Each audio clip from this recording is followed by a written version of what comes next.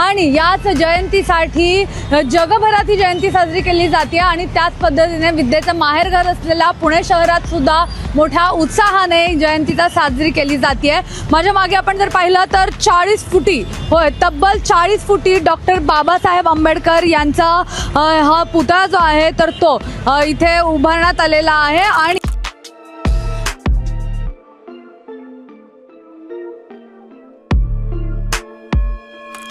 आज 14 April विश्वरत्न doctor Babasaheb Ambedkar यांची 135वी जयंती आहे आणि याच जयंतीसाठी जगभरात ही जयंती साजरी केली जाते आणि त्याच पद्धतीने विद्येचं माहेरघर असलेल्या पुणे शहरात सुद्धा मोठ्या उत्साहाने जयंतीचा साजरी केली जाते।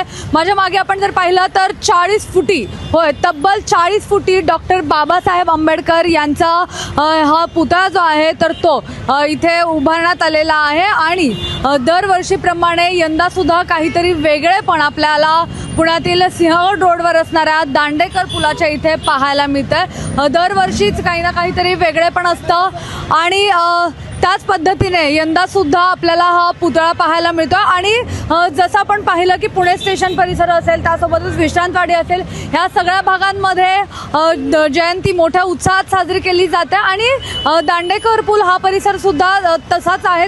इथे सुद्धा अशाच प्रमाणे मोठ्या याच्यामध्ये उत्साहात जयंती साजरी केली जाते। हा जो 40 फुटी उंच पुतळा आपण पाहत आहे तर याची केवळ भव्यता नाहीये तर बाबासाहेबांचा उत्तुंग विचार प्रतीक म्हणून इथे हा दिमाखात उभा आहे। या पुतळ्याच्या दर्शनासाठी आज सकाळपासून भीमसैनिक आणि नागरिकांनी मोठी गर्दी केली आहे। निळ्या रंगाच्या पताका असतील, त्यासोबतच भीमगीतांचा आवाज असेल, जय भीमच्या घोषणा असतील, हा संपूर्ण परिसर याने दुमदुमून गेलेला पाहायला मिळतोय। आणि दांडेकर पूल ते सारसबाग या पट्ट्यात आज संपूर्ण चैतन्याचं वातावरण असणार आहे।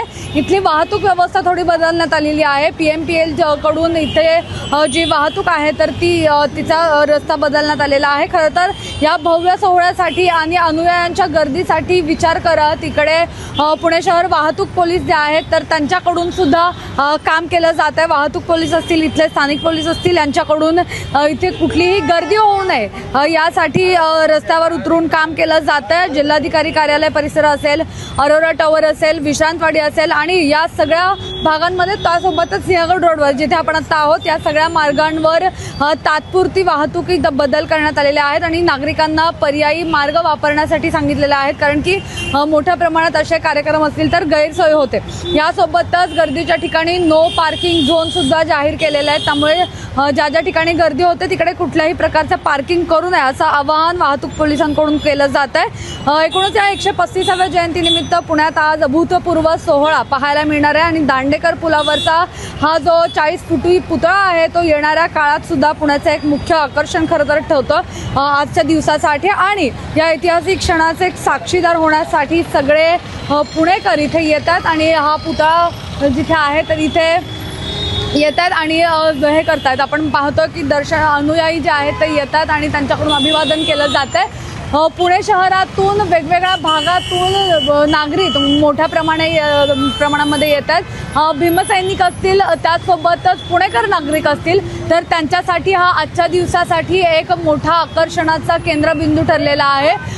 मागील बऱ्याच दिवसांपासून याचं काम सुरू होतं आणि अखेर हा 40 फुटी पुतळा जो आहे तर तो आता पुणेकरांचं लक्ष वेधतो आणि त्यासोबतच नेहमीप्रमाणे आज सुद्धा सकाळपासून इथे मोठी गर्दी पाहायला मिळते। आणि जसं आपल्याला माहिती आहे की या भागामध्ये मोठी अनुयायांची गर्दी होते त्यामुळे इथल्या वाहतुकीत सुद्धा बदल करण्यात आलेले आहे। त्यामुळे दिवसभरात जर तुम्हाला या भागातून कुठून जायचं असेल तर पर्यायी मार्गांचा वापर करावा असं आवाहन जे आहे तर ते वाहतूक पोलीस असेल, पुणे प्रशासन असेल त्यांच्याकडून करण्यात आलेलं आहे। कॅमेरा पर्सन अजय गांगुर्डेसह मी मोना यानपुरे, सिविक मिरर, पुणे।